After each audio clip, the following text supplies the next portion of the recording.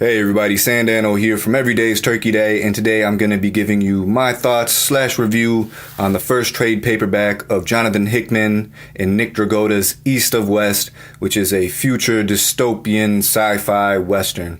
And this story basically centers around the four horsemen of the apocalypse, three of which who have been resurrected and are now, in child form. And when they get resurrected, they look around and they're like, where's the fourth guy?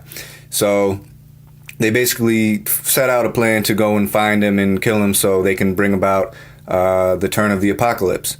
And so in this, it takes place in kind of an alternate timeline where it's in the future. However, in the past, during the Civil War, the Native Americans teamed up together to be a part of what's called the Endless Nation. So they all kind of joined forces and helped fight the war, for their own side.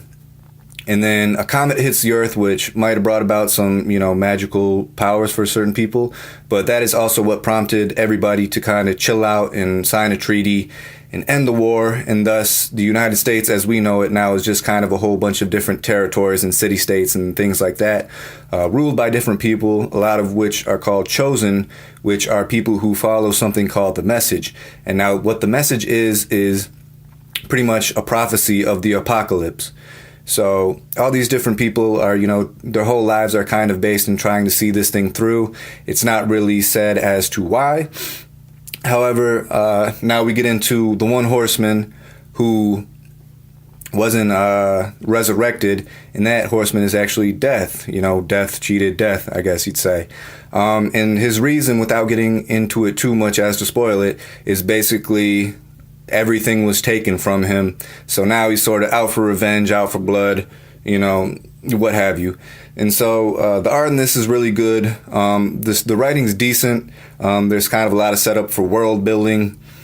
However, with this story, I don't like it as much as I thought I was going to. Don't get me wrong, it's not bad, but it's not necessarily great either. However, it has kept my attention, so I at least will be reading the second trade in this story.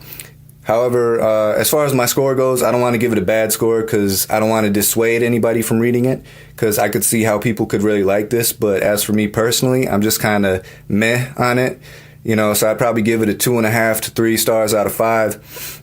But yeah, like I said, definitely still interested, definitely going to be picking up the second trade. And yeah, if you've read this, let me know what you thought, and I will see you here next time. Thanks. Peace.